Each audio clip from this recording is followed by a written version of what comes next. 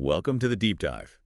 So you're tuning in because college is on your mind, maybe looming pretty close, and you want to be smart about paying for it. Exactly. Today we're going to break down a really helpful way to think about college costs. It's this idea called the three-legged financial stool. Yeah, diversified college planners use this framework, and it's quite useful. Picture a stool, right?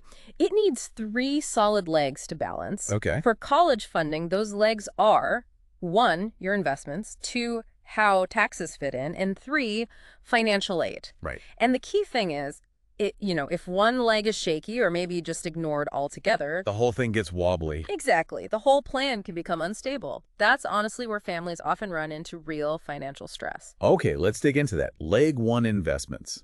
This feels like the one most people really zoom in on. Absolutely. We're talking like 529 plans, maybe other savings or brokerage accounts set aside for tuition. Precisely. Building up savings is, of course, important, don't get me wrong, but here's the catch a lot of families miss. Just having a significant amount saved up in those accounts can sometimes actually reduce the amount of financial aid your student might otherwise get. Really? So diligently saving. That could kind of backfire when it comes to aid. In a specific way, yes. For need-based aid calculations, large non-retirement assets can significantly increase what colleges expect you to contribute. So a family might save a lot and then find their aid eligibility is much lower than they anticipated. Huh. So the very act of preparing financially might work against you in the aid department. It can, yeah. And it's not just the aid assessment either. Think about using that money, those investment gains you worked for.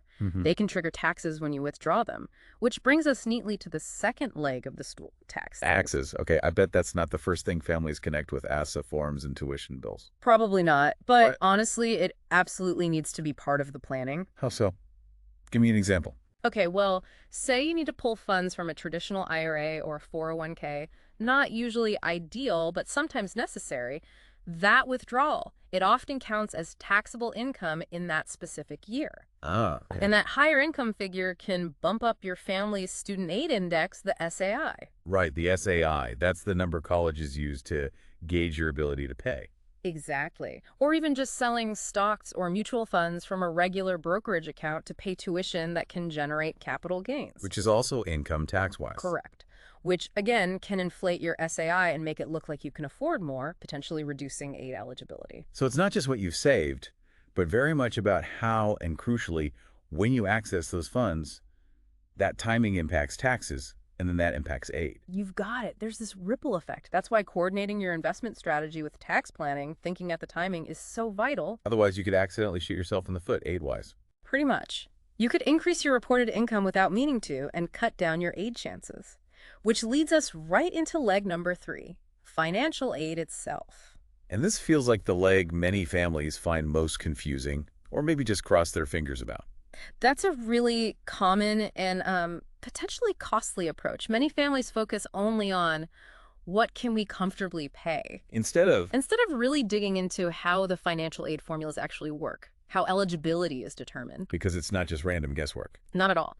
These formulas assess both assets and income in specific ways, and colleges. They also use their aid budgets strategically to attract the students they want. So they're playing a strategic game too. You could say that.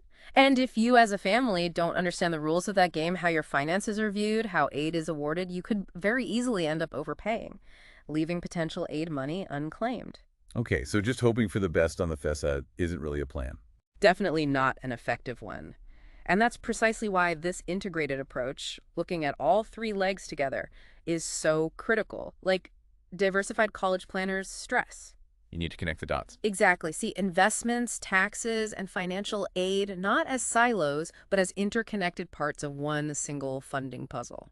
And when you manage them together, the benefit is. The benefit is a much clearer path.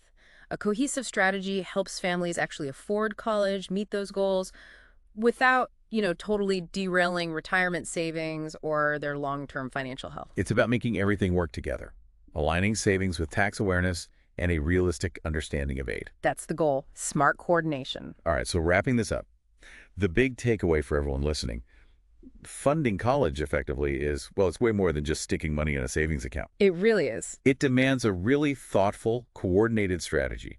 one that balances your investments, your tax situation, and your understanding of how financial aid actually works. Perfectly put. And maybe the final thought to leave folks with is this. Take a moment, right now perhaps, and really consider how these three areas, investments, taxes, aid, might be interacting, or maybe not interacting, in your family's current plan. Yeah. Thinking that through before the applications go out, before the big bills arrive, that could genuinely be one of the most valuable financial steps you take. It could save a lot of money and, frankly, a lot of stress down the road. Food for thought. Hmm. Which leg of your stool might need a closer look? Thanks for tuning in to the